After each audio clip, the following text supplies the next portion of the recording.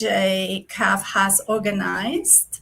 Thank you to all participants who are joining us from different countries in the Caribbean mainly, but also to those who are joining us from other countries.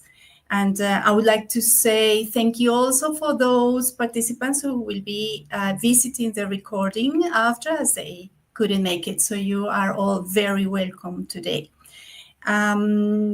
We are gathered here to explore about how the Spanish language has changed lives, has transformed cultures, and how it could help us get closer between our countries in Latin America and the Caribbean. So without much further ado, I would like to give a very warm welcome to Dr. Stacy Richards Kennedy.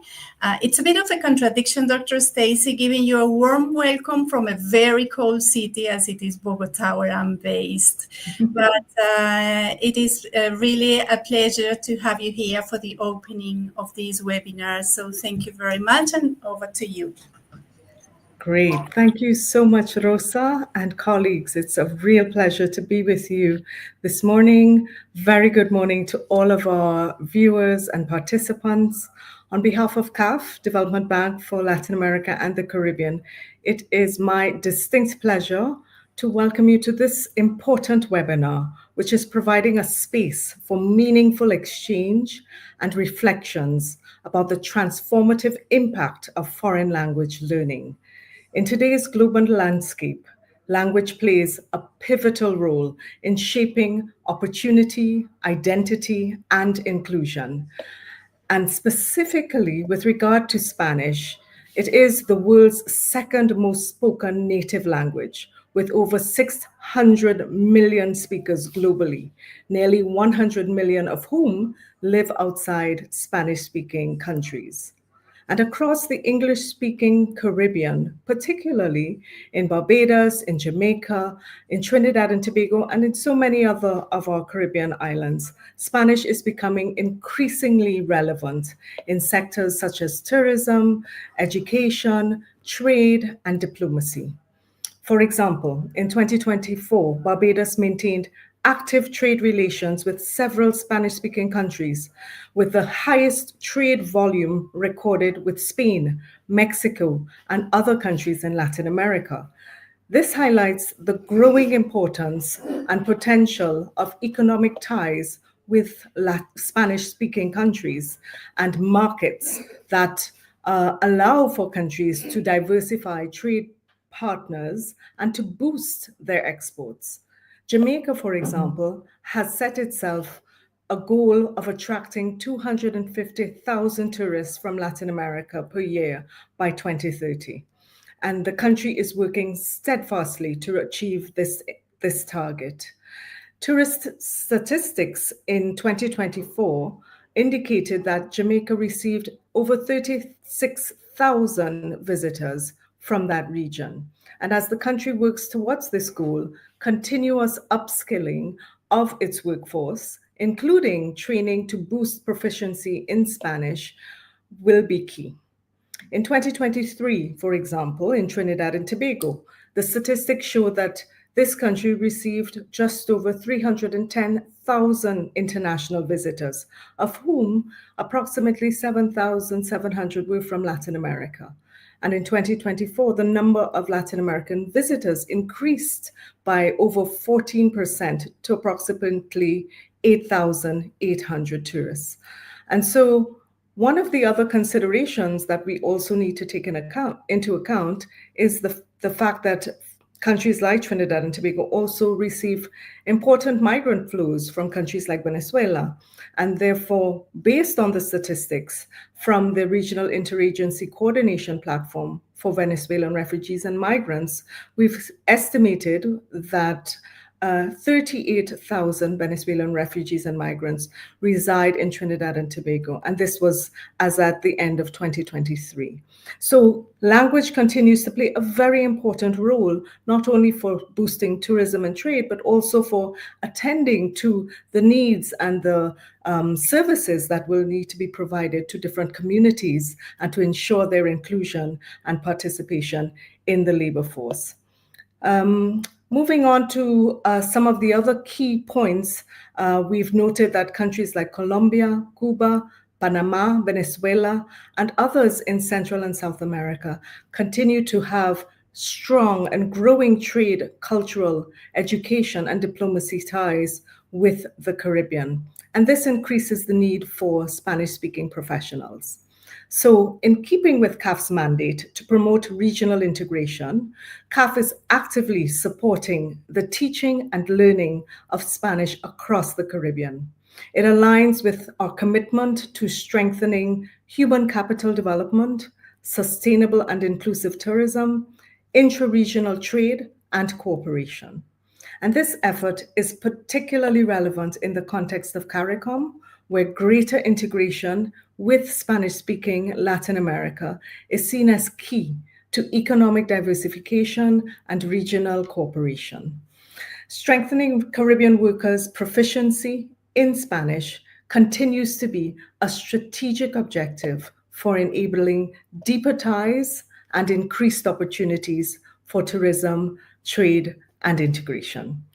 In March 2025, as many of you know, CAF launched the SOMOS program, Spanish Opens More Opportunities, a regional initiative aimed at expanding access to Spanish teaching and learning and use across the English-speaking Caribbean. The program aims at supporting governments, institutions, and communities in building a practical set of language skills that facilitate expanded opportunities across sectors.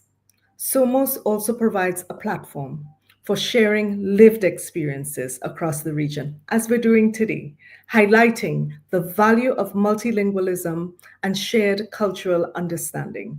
And it is precisely this spirit that brings us together as a region. We would like to thank everyone for joining us from across the region and beyond. I would like to also thank those who will be viewing this webinar later today via the recording. A special thank you to all of our colleagues who helped to organize this important webinar and to us 4 distinguished guests from Barbados, Jamaica, and Trinidad and Tobago. Your presence today, representing your countries and institutions, greatly enriches both the conversation as well as our interinstitutional partnerships. We warmly invite you all to take an active part in the conversation, to reflect with us, to spread the word about SOMOS, and to help build bridges across our countries. Bienvenidos a todos. Que esta sea una de muchas conversaciones. Espero en verdad que esta sesión contribuya a comprender mejor la importancia de hablar español, de expandir nuestros horizontes y de enriquecer nuestras lenguas y culturas en la región Caribe. Muchísimas gracias a todos y les deseo un webinar muy exitoso. Muchas gracias, Dr. Stacy. Thank you very much for those inspiring words and also for sharing that information. We learned a lot from your words, and also we are very motivated, and we hope that this SOMOS strategy continues growing. We know you are probably the most passionate person about the SOMOS program. So thank you very much. Okay, so we are moving forward, talking about this platform for Spanish conversation and for having special guests. We would like to have our next segment which is the spotlight session. We have called it Young Voices. And Young Voices because we have two very special guests, Christopher Hurdle and Dave Foster, who are with us. And I would like to say that Mr. Christopher Hurdle is a Spanish teacher. He works for Beyond the Box Education. And Dave Foster is a Spanish teacher working for Manchester High School in Jamaica. Sorry, I forgot to mention that Christopher works in Barbados.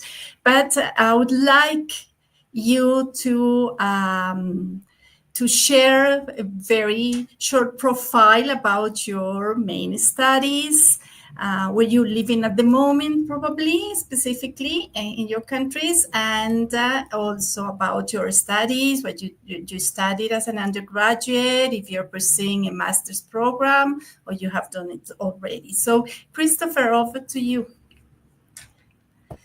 Hola a todo el mundo, espero que ustedes estén bien. Thank you for the invitation. I studied linguistics with Spanish as my undergraduate degree. I studied it at UEK Phil campus, and in September I will be pursuing my master's in linguistics as well. Muy buenos días a todos. Muy buenos días. Espero que ustedes estén bien. I did my undergrad at Church Teachers College, where I did a bachelor's in education, majoring in Spanish and English language. And I am currently pursuing my Master of Arts degree in Languages, Literatures, and Film Studies at the University of the West Indies, Mona. Okay, Dave, thank you very much. Okay, we would like to have this short conversation around to start with what was behind your minds when you decided to start languages and more specifically Spanish? What was your motivation? What was your inspiration? Can you go back a little bit and share with us those personal and professional stories that probably our participants would like to hear about? Chris. Yes, please. So there are three reasons why I chose to study Spanish. The first reason is aptitude or talent. When I was at secondary school, I realized that I did very well in Spanish without exerting myself totally.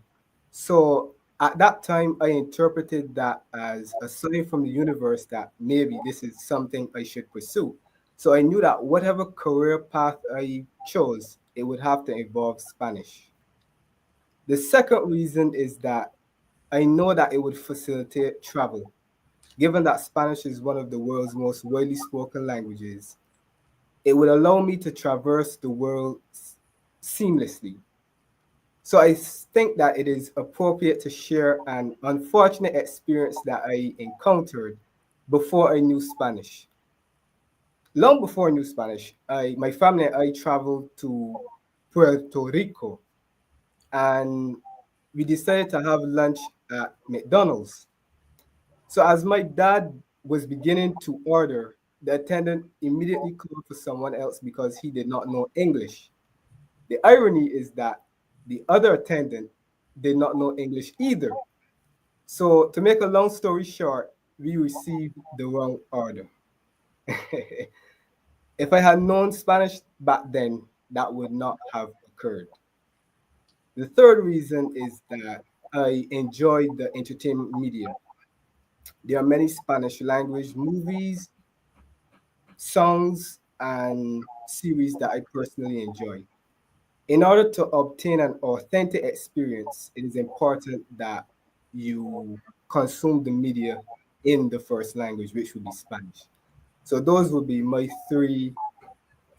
Those are the reasons why I chose to study Spanish. Thank you, Christopher. Interesting. And traveling. My mother tongue is Spanish, so I learned English as a second language, and that was also a main motivation. We want to travel places to get to know other cultures. Very, very powerful motivation. Thank you, Dave. What's your story? Well, First, I'd like to start off by saying I was a big fan of Dora the Explorer when I was a child. I used to always watch Dora, and that kind of gave me that inspiration. But my major reason for studying Spanish was because of my teacher, Miss Anderson. She taught me from grade 7 straight till grade 13. That's 7 years worth of teaching. And the passion that she instilled in her classes, I emulated that passion and I wanted to instill and to ignite that passion for future generations to come. So that was one of my main reasons why I decided to learn and to study Spanish because of my teacher, Miss Anderson. Okay, Dave. Yeah, there is always a teacher somewhere who gets to inspire us. And I know many teachers are following today from the different countries, from Trinidad, from Barbados, from Jamaica. And yes, indeed. And I'm sure you are also inspiring others to speak Spanish, to become teachers, and to become excellent teachers, and to teach with passion so that Right. others it is contagious if you're passionate about something, right? Okay, can you tell us about one of those interesting moments when you've traveled because or thanks to the fact that you speak Spanish, and any story in another country or with the Spanish speakers that you would like to share with us once you I to be honest, I have never been outside of Jamaica. I've never traveled to a Spanish speak? speaking country. And the one time I was supposed to, COVID came and destroy all of those dreams. But Wow. I have interacted with Spanish natives at college and in my country as well. And it gives me a sense of pride knowing I could bridge the communication gap between the Cubans, the Guatemalans, and the Panamanians when I am speaking the language. And it also gives me that sense of empowerment because learning a foreign language is very powerful. So I haven't really traveled outside the country. It is my dream and I will do it. But until then, I will keep practicing and interacting with the natives in my home country. Okay, that's interesting because sometimes there is this belief that only if you travel to the country where the language is spoken or the countries, you learn the language. And that's one myth. So that's one thing. You speak Spanish despite of the fact that you haven't been able to travel, Right. but also you have had wonderful opportunities in the country. And I'm sure you will travel soon. Yes, I will. Hopefully to Colombia, your first country, hopefully. Christopher. In fact, I recently returned from Colombia. I spent about 17 days in Colombia. I visited the cities of Medellin and Pereira, and I had a marvelous time. In fact, I learned so many expressions, and I recently, not recently, today actually, uploaded a video in which I shared some expressions that I learned in Colombia. For those of you who are curious about my channel, you can check it out at Central Ideal Tutoring. Okay? Yes. I have some very useful videos that deal with various aspects of the Spanish language, not just grammar, but culture, traditions, etc. And I'm sure that most of you will enjoy that content and you will find it very helpful. Okay, and they're telling me we have 184 participants connected in direct. So I would like, on the one hand, I would like for you to identify also those challenges or those barriers or those difficulties, because no path is an easy path. It's not easy. Learning a foreign language takes time, takes persistence, discipline. So, would you like to share one of those difficulties and probably how you overcame those? Well, in my case, I can highlight two specific difficulties. The first is going to be La R.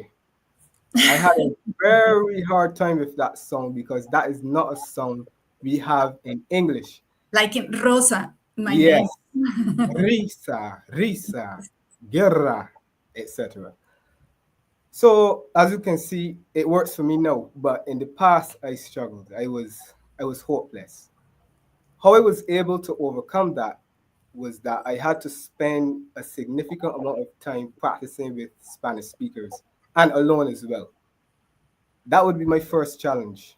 But beyond that, a common challenge that I encounter is keeping students motivated because many students tend to want to give up when they're not progressing the way that they think they should. So I have to remind them that language learning is not a sprint, and I am still in their shoes. Even though I may have attained or I may have reached a high level in Spanish, I still I'm still learning, and every day I try to improve.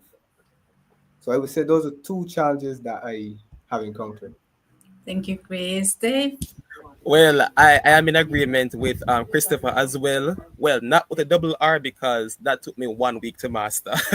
But it was well, for me it was the vocabulary aspect because there are so many words in Spanish, and it took a lot of practice for me to remember them. I remember one time I was writing an exam and I could not remember the words for certain words in English.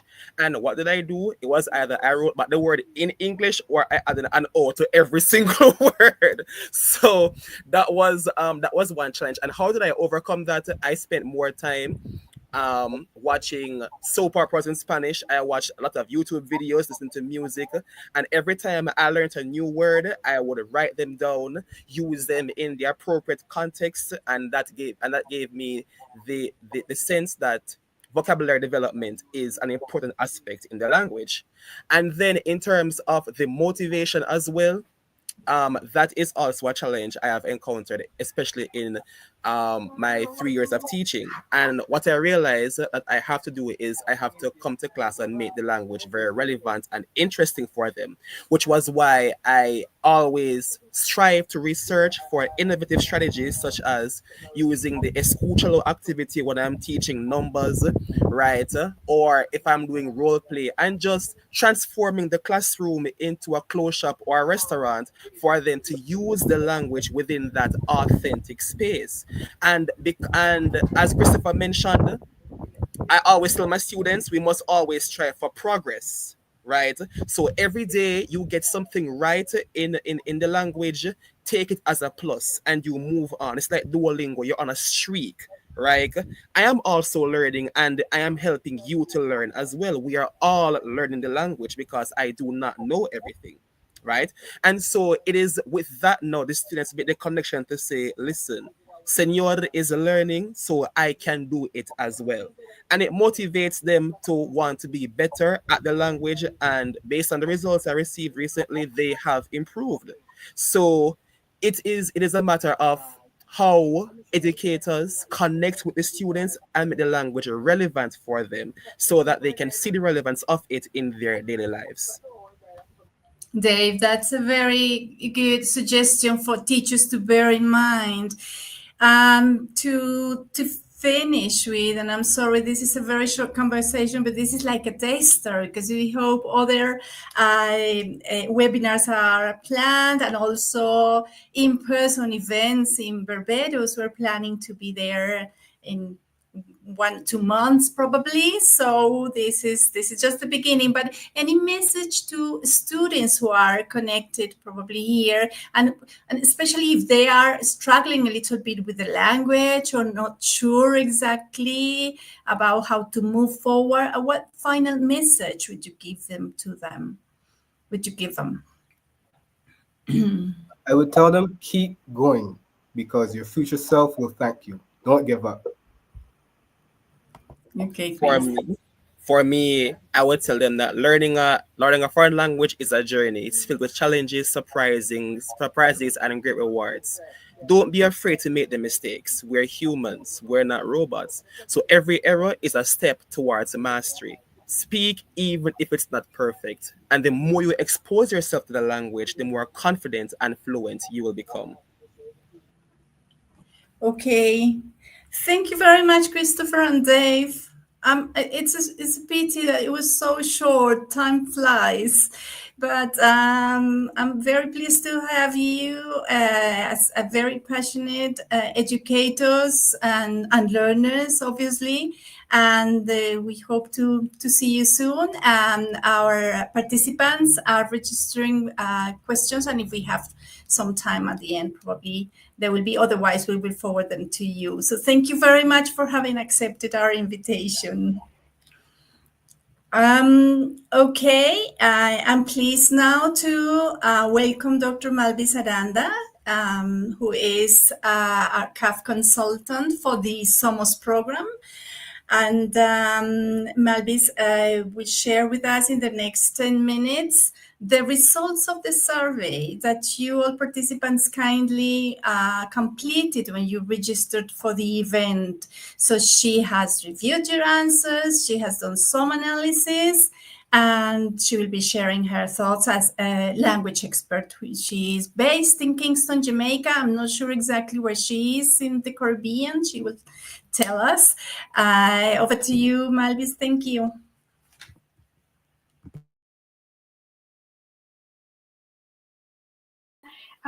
To our audience, thank you very much for joining us today.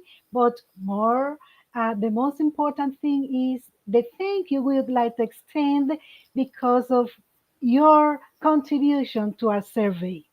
So today I'm going to just take you through the findings of this important survey that really share a little about how we are, our motivations, and how Spanish is shaping our personal and professional lives. So we had for this event we had a total of 132 participants registered. However, only 72 completed our survey, which we are very thankful for that, because this survey revealed is that the majority of our respondents are English speakers. And this is very important because it is showing that Spanish is at the core of our whatever interest we are having in the Caribbean. So thank you very much for that. As it relates to the language spoken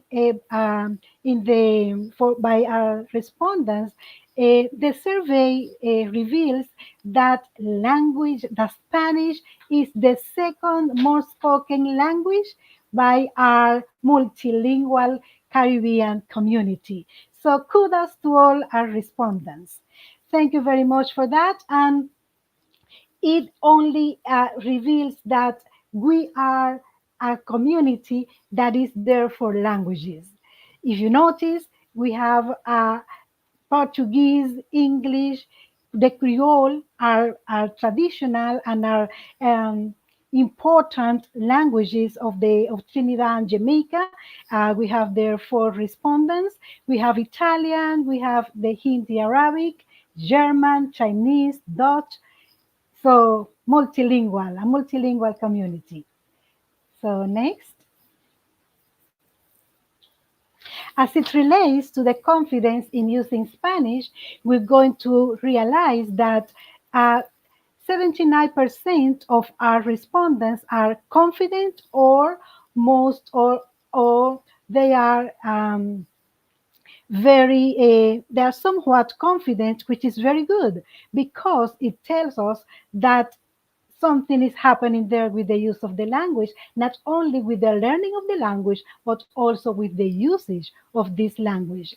We have only 32% of the participants that feel insecure or are not confident, and that gives us a heads up concerning the importance of keeping working, as Dave and Herder already stated, that we need to keep going. We need to keep on trying, and we are in this together. As it relates to the language barriers, we noticed that a number of a number of participants related to 68% of the respondents are feeling that their answers were negatively in the sense that they don't feel that they are missing too many opportunities. However, 32% is being affected. This means that we need to continue looking at the language so as to provide access and in order to use the language as an inclusive and a tool for progress in a region. Uh, and we are now arriving to one concerning the frequency in which Spanish is used. We're going to notice that we are very well, the majority of the participants are using the language. Either on daily basis or weekly. And this is very important because it says that we are not only learning the language, but we are using it. So that's great for the resource that we are expecting.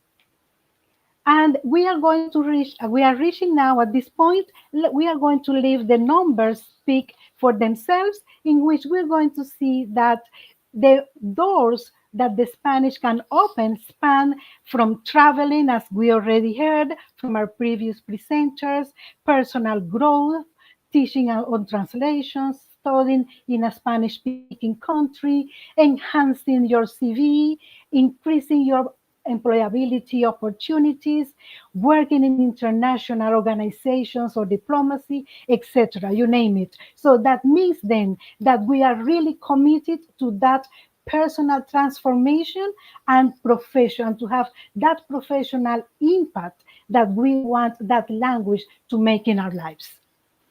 And with this, we want to highlight on the key takeaways of this survey that lead us to confirm that Spanish is being used frequently and with growing confidence, and that is excellent.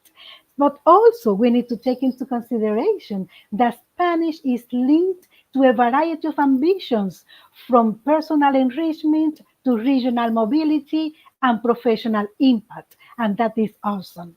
While most respondents are still having some challenges and they are still navigating the spaces successfully, we are still have some problems, some barriers that we're going to address together. And that is why we are here today. And finally, we would like to say gracias. Gracias a todos, porque estamos utilizando el español como una herramienta eficaz para expandir horizontes, abrir oportunidades y crear un mundo de conexiones a través de las culturas y las fronteras. And I want to close with this beautiful phrase from Nelson Mandela. If you talk to a man in a language he understands, that goes to his head. But if you talk to him in his language, that goes to his heart.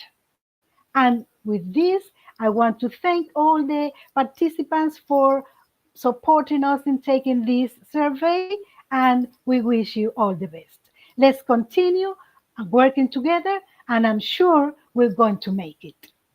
Gracias. Malvis, muchas gracias. Thank you very much. That was very interesting. And you are another passionate speaker who I'm sure you are motivating here our participants with your insights. Thank you very much. Okay, we are now moving forward to the next segment in which we are going to learn about two programs in two different countries. We will start with Trinidad and Tobago, Mr. Dev Puma, who is going to share about Spanish at the Ministry of Education of Trinidad and Tobago. And the idea of this segment is for us to learn from each other. That's what we usually do on a daily basis. But here you're representing different countries, and sometimes there are programs in one country that can be well transferred to another one, adapting it to the local context. But that's the main idea, to see what others have been doing, what has worked, probably lessons learned, probably things uh, didn't work that well as expected, but we learn from that so that we don't start our own programs or initiatives or strategies from zero. So Mr. Dave Puma is the Acting Curriculum Coordinator, Modern Languages, Curriculum Planning and Development Division within the Ministry of Education. So Dave, thank you very much for having accepted to be here with us and to represent your Ministry of Education and your country, and sharing about the Spanish learning there. Bueno, no hay problema, Rosa. Buenos días, saludos a todos, personas de la región y nuestros amigos global. Bienvenidos a este segmento sobre Innovation and Action Programs that Work. This morning, I'm very happy to be coming to you from the very sunny Trinidad and Tobago, and I'm presenting information about Spanish language policy in education, progress and lessons learned in our local context. All right, and just to create that context for you, most of you would know that Trinidad and Tobago is the most southerly Caribbean island. It's located northeast of Venezuela and northwest of Guyana. That's in terms of the geographical context. In terms of our history, we've had the good fortune of having Spanish influence in Trinidad and Tobago since the 16th century. And between that time and now, with the blending of the Hispanic cultural aspects, and African influences, we have Spanish present in aspects of music, dance, food, religion, and of course, language. In the most recent, we have been able to support the Venezuelan migrants who have made their way to our lovely Twin Isle. And as of the last year and a half, we've been thankful that we could include the Venezuelan migrant children into the education system of Trinidad and Tobago. And for me and for us here in Trinidad and Tobago at the Ministry of Education, this is indeed a big deal. All right. As I continue, I just want to say a shout out to all 220 participants joining us from different areas of the globe, including Jamaica, Barbados, Trinidad and Tobago, Panama, Colombia. We thank those educators who are currently experiencing the July, August vacation, and they are seeing this as most important to be a part of, to have their voices heard. Remember, you can make your contributions in the chat as we go along. So we're talking about policy. In the case of Trinidad and Tobago, we have a national policy as it relates to Spanish and the Spanish language. We refer to this policy as SAFL, or Spanish as the first foreign language of Trinidad and Tobago. And this policy was formally established in 2005. So this year makes it 20 years since SAFL has been in action. The main aim of the SAFL is to enhance trade links with Latin America through increased use of Spanish in the education system, civil service, and wider society. And one of the key arms or key aspects of the SAFL came about with the simultaneous establishment of the Secretariat for the Implementation of Spanish. We refer to this as SIS. This was established as part of that SAFL initiative. So for the teachers of Trinidad and Tobago who are joining us, the educators, you may very well be familiar with the SIS or the Secretariat. It's currently manned by our very own Miss Nicole Nelson, who is doing some amazing work through the SIS. What exactly does the SIS do as part of its mandate? They offer Spanish language courses for civil and public servants. And over the years, we've trained hundreds of public servants, civil servants in Spanish language competency. So many of them now have basic or beginner level Spanish language competence, and this is able to facilitate what they do in terms of the interaction with all Latin American brothers and sisters, Latin American agencies.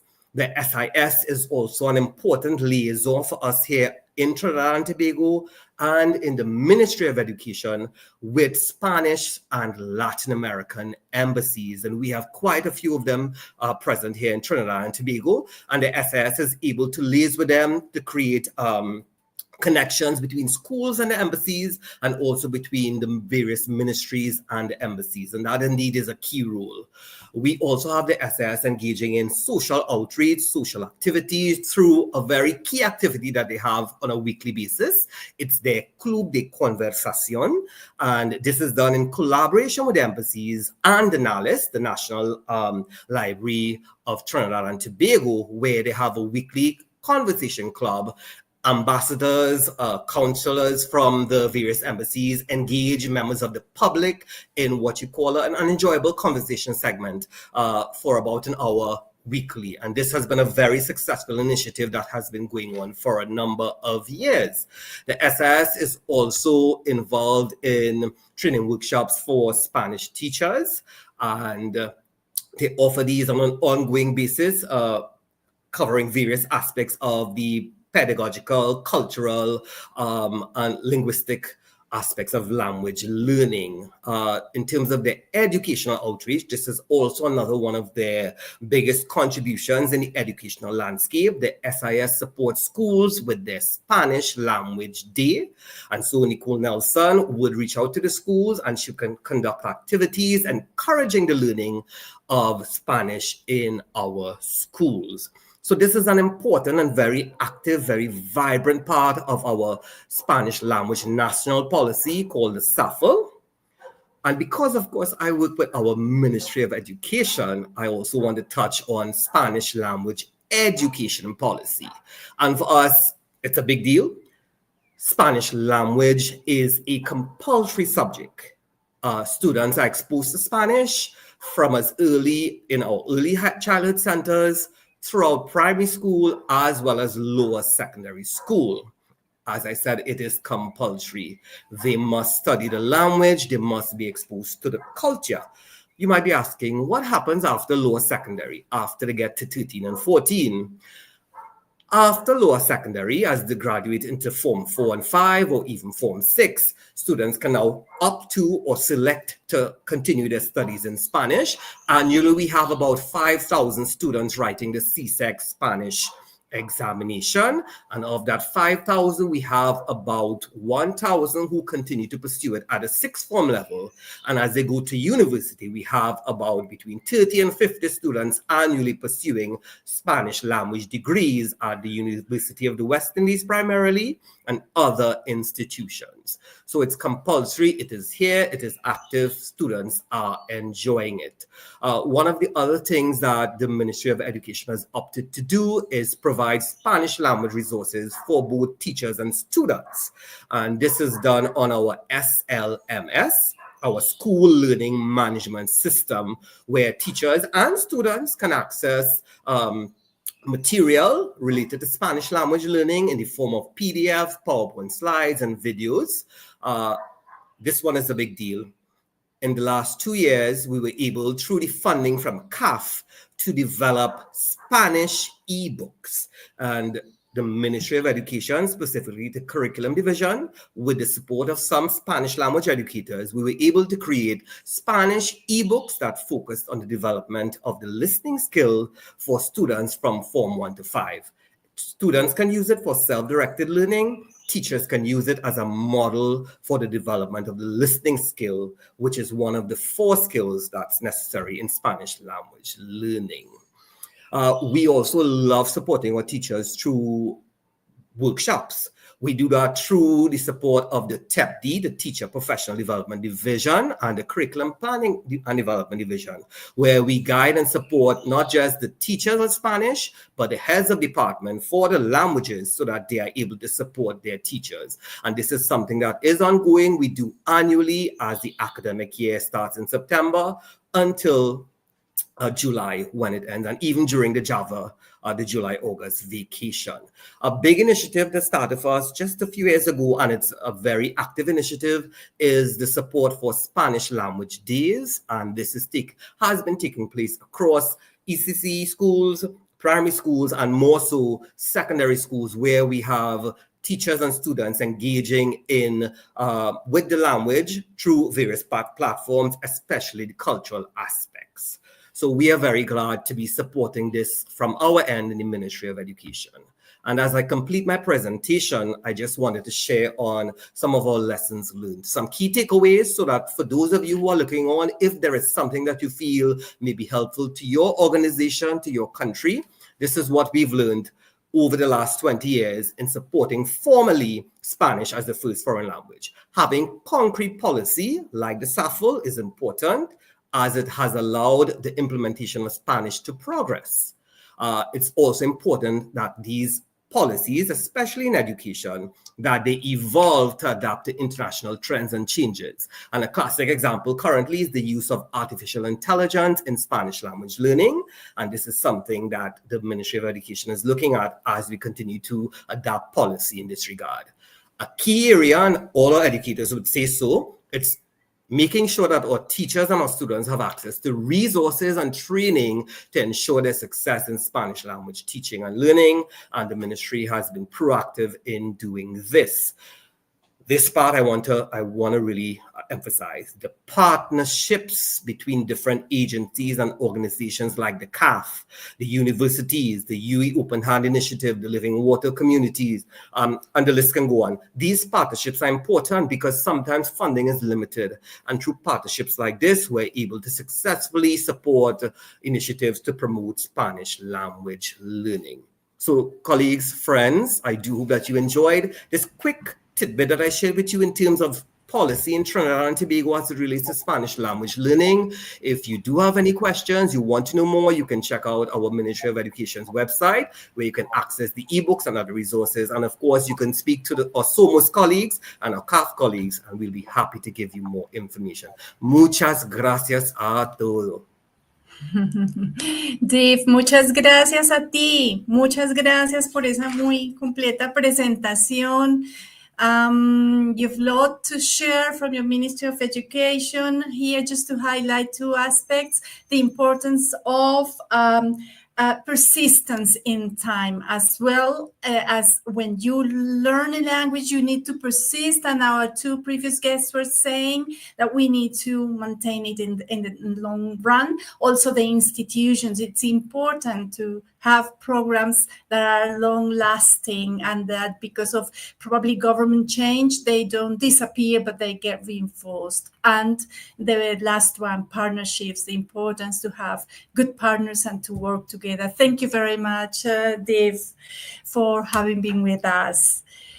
Great. And now we will move into the next presentation by Dr. Teresa Viloria Nola, who's a senior lecturer and head of department at the Modern Languages and Literatures at the University of the West Indies. You're based in Kingston, Jamaica.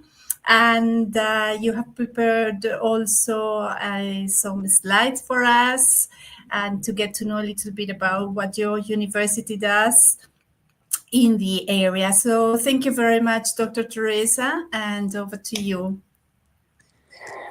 Good morning. Thank you, Rosa Maria. Thank you very much. And good morning, everyone. Buenos días a todos.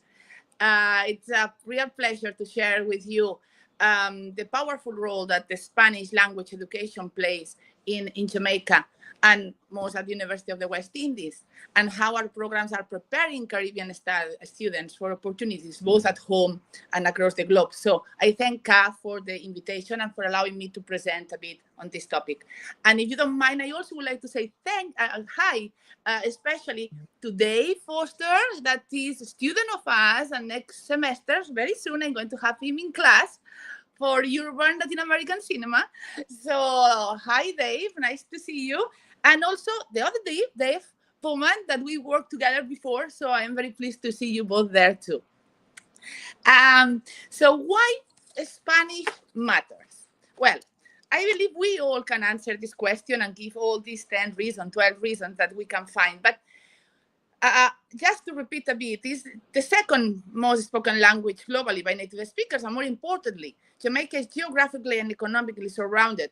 As we can see in the map there, we see Jamaica and we see all the countries there, but we don't see some of the Central America too. But it's surrounded by Spanish-speaking nations: Cuba, Dominican Republic, Puerto Rico, Colombia, Venezuela, Central America. So Spanish is key to regional integration, trade, and diplomacy. So the government here in Jamaica has identified language competence as a strategic priority to improve Jamaican competitiveness and economic integration. In Vision 2030 Jamaica, the government promotes foreign language training, especially Spanish, to create a more competitive and export-ready workforce, especially in tourism. So recent media also coverage includes statements by Michael Lichin, NCB director, and the Minister of Tourism, the Honorable Edmund Bartlett, that actually are talking about exportability and marketability of their staff and the people in Jamaica, so the citizens. So with the increase as well in Spanish-speaking tourists due to new regional island routes, actually, I've been speaking to staff as well of hotels and directors of different hotels that express their interest in training because this increase in numbers. And the tourists not only speak the language, but also they need to feel culturally understood. So when visitors come and they have some issue or problem and they are responded by no problem, this will be insufficient, yeah? Very, very culturally embedded, but not sufficient for some tourists. So there is that need of pragmatics and language together and the learning of the Spanish. I just came back 2 days ago from Peru, and some of you know, and I experienced that firsthand. I was traveling from Panama to Montego Bay with Copa Airlines. I don't know if I can do publicity here, but never mind. And I was filled with Latin American tourists, many from Argentina, actually. And to this arrival of Spanish-speaking tourists is no longer going to be unusual. So we need to do something about it. So what is UE doing? At the UE, Spanish is more than just a language. It's a gateway to employment, international cooperation, and regional development. We offer at UE different programs and courses to the Department of Modern Languages and Literatures, of which I am currently the head of the department. And we have, for instance, our undergraduate major in Spanish. What this provides? Well, it provides a global foundation. The BA in Spanish enables students to go beyond the classroom. Many of the students are now working both locally in foreign affairs and diplomacy, but also in other countries. They are in fields as diplomacy, education, but also lots of them in tourism. They have benefit from the study abroad semesters or the teaching assistantship roles for a year in different countries like Colombia, Spain, etc. They've been also in Chile. So that we had, the students can benefit from different scholarships and study abroad. And now they are located across Latin America. We have few teaching assistants in Colombia, we have in Spain and all across Europe. So one graduate at this very moment is pursuing an MA in tourism in Spain, in Malaga, in Spain. So as I said, from tourism and international relations to teaching and diplomacy, Spanish has been opening the doors to our students. But importantly, many of these graduates have also used the degree as a stepping stone to pursue our master's, MPhil, or a PhD, like I mentioned before. And we have now some students having the MA in translation, the MA in language, literatures, and film, and also MPhils and PhDs. I have actually 2 MPhil students. One is working on the importance of including literature in the language teaching in the schools in Jamaica. Another one is doing Caribbean cinema, is doing an MPhil on Caribbean cinema. That is very broad subject, I know, but she is finding her way. So we have students also abroad in UK, USA, Canada that have started here their PhD and got a scholarship to be abroad. So the Department of Modern Languages recognized that the BN Spanish, with its focus on literature, film, translation, etc., probably was not sufficient for the tourism industry, for the needs of the tourism industry. And the tourist programs, unfortunately, at UWI did not require, do not require foreign language training, just a semester, which is not 13 weeks, which hardly gives a taste of what the language is, yeah? So this led us to propose a BA in Spanish with tourism studies major, a program with a solid rational curriculum, evidence-based, which has been approved by QAR, which is the Quality Assurance Review, and is awaiting updated tourist courses offerings to be offered. So what is this course? What is this program, sorry? What is this program? The Bachelor of Arts in Spanish and Tourism Studies will allow students to combine the study of modern languages, which plays a vital role in tourism in Jamaica and the region, with courses geared towards the hospitality industry. This interdisciplinary program also offers language for a specific purpose, because the courses of Spanish are actually based on hospitality and tourism issues. And students will acquire necessary fluency to communicate without effort with native speakers, especially in the context of the hospitality industry. So as the world really calls for these professionals to comprehend and understand diversity, even more so in multicultural and multilingual environments like the tourism industry.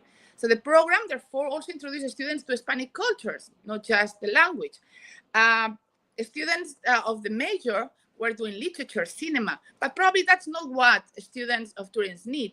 That's why there are some courses also that are based in Hispanic culture, food, and Hispanic identity, instead of having what we had for our majors previously. So in the first year, students will be exposed to introduce introductory courses in the Spanish language and Hispanic cultures, along with introductions to tourism and hospitality management. Students are also select from among courses which introduce principles of accounting, heritage sector, aspects of Jamaican history.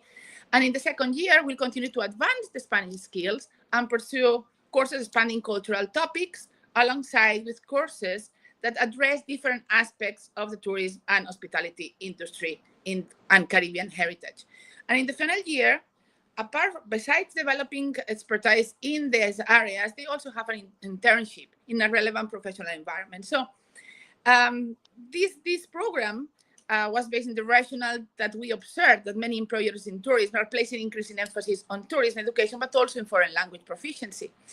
And the tourism sector has experienced significant growth in Jamaica, marked by the arrival of Spanish hotel chains and other developing issues, as I mentioned before, the airlines, more traveling from Latin America and Spain. So the department thought that to really serve the demand for the industry, the program was going to be very well received.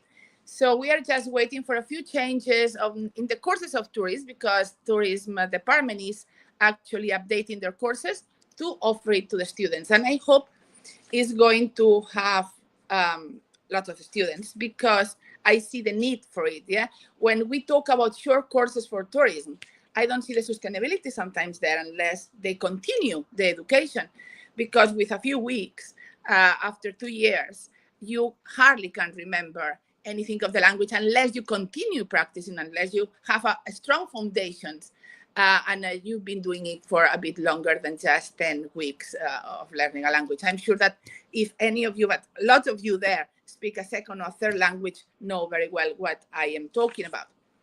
So apart from this program in tourism, Spanish and tourism studies, we also have seen a significant growth in short courses. We've been actually teaching for the private and public sectors. We deliver courses, short courses to Victoria Mutual, Nestlé, Jamaican Customs, focusing mainly in business, in Spanish business or workforce, language for the work place.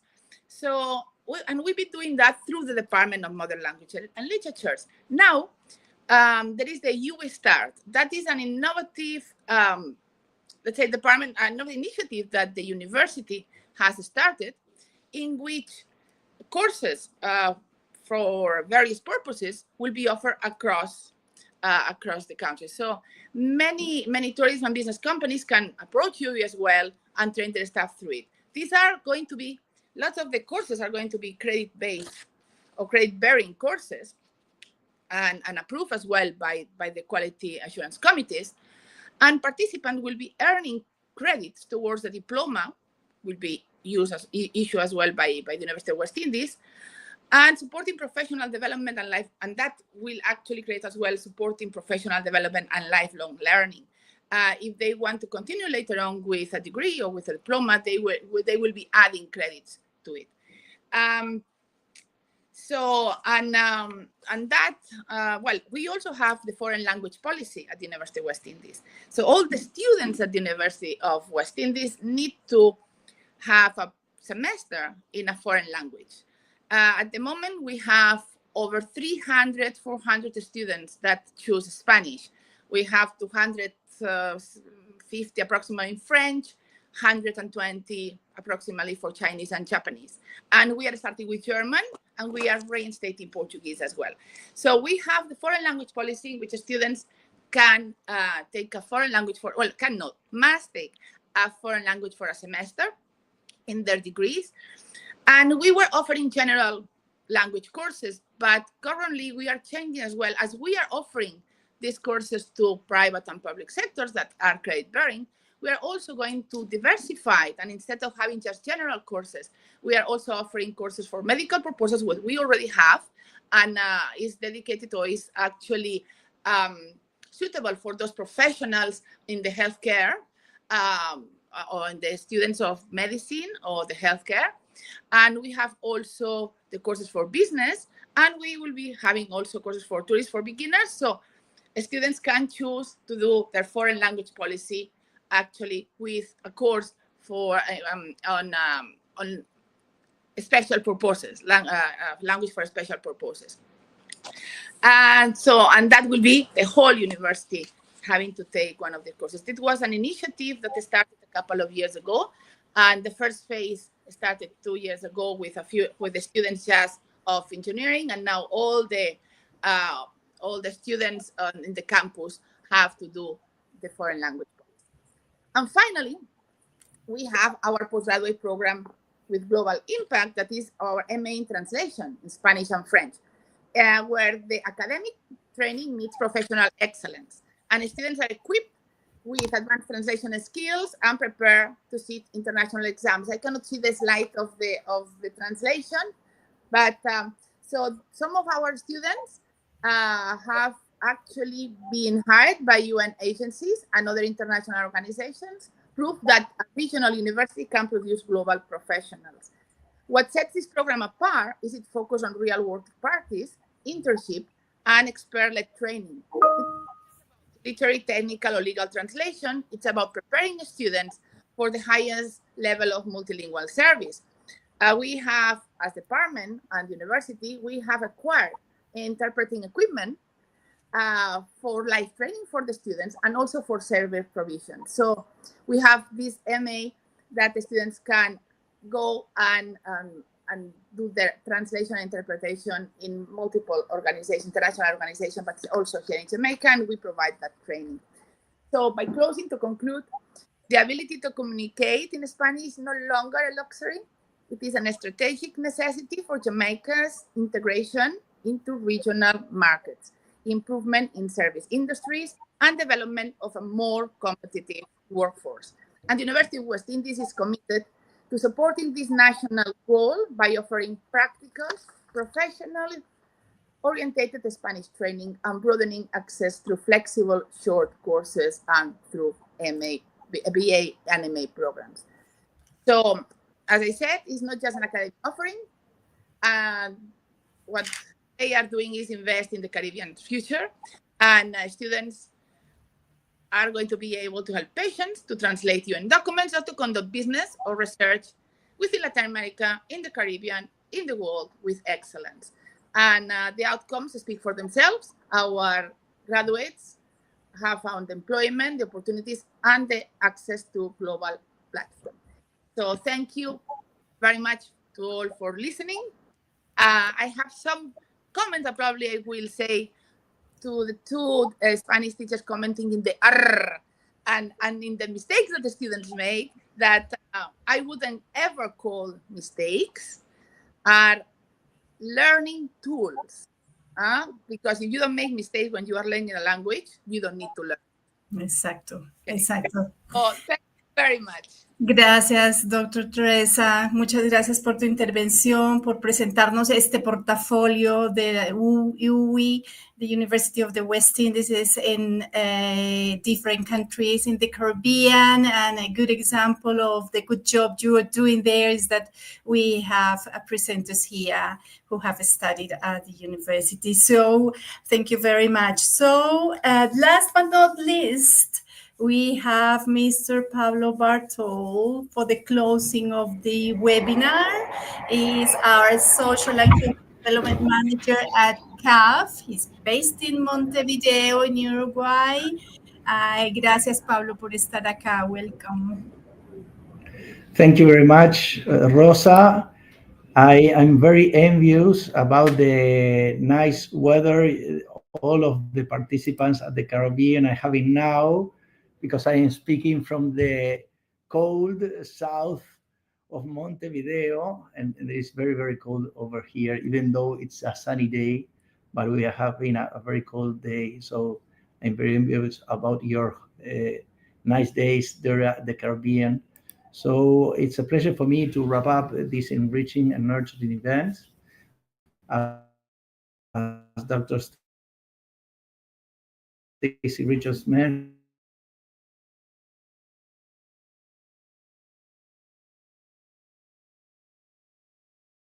at the Caribbean,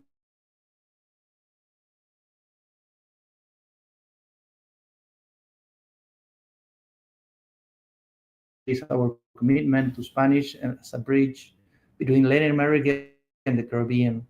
We want to break down language barriers, strengthen regional ties, and open up new educational and professional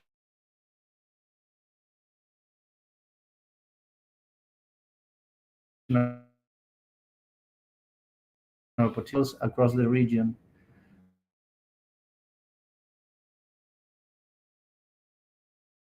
I would like now to, and he mentioned his ideas of the R, the difficulties to pronounce the R in Spanish, and also to Christopher from Barbados. Thank you to Dr. Teresa from Jamaica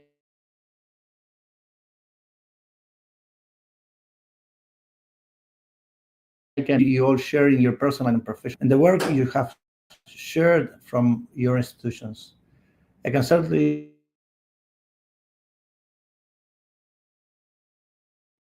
and both the Ministry of Education Trinidad and the University of West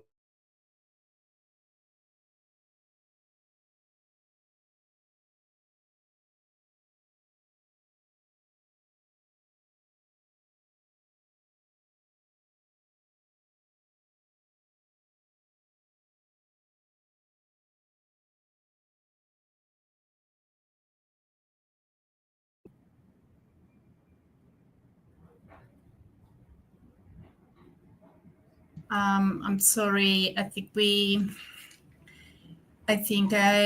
Mr. Pablo Bartol is having problems with the internet connection. I'm sorry about it. Pablo, we couldn't hear part of what you were saying. Could you turn the camera off?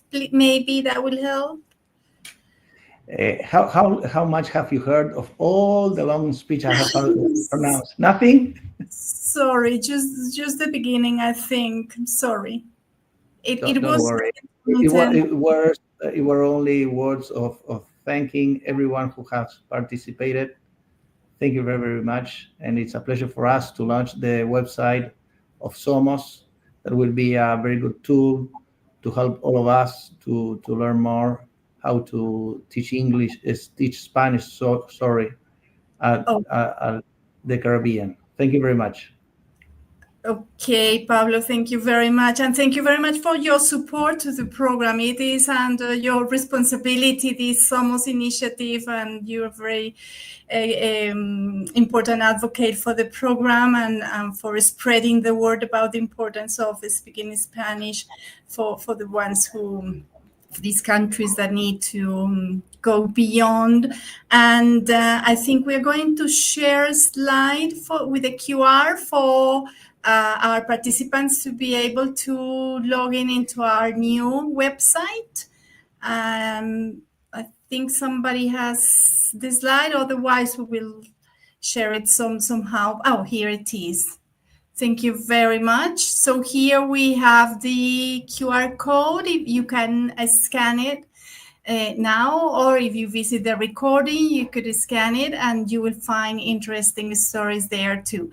So thank you very much, Pablo. Thank you very much, everybody, for joining us. And until next webinar or next event, either online or in person. Thank you very much. Bye-bye.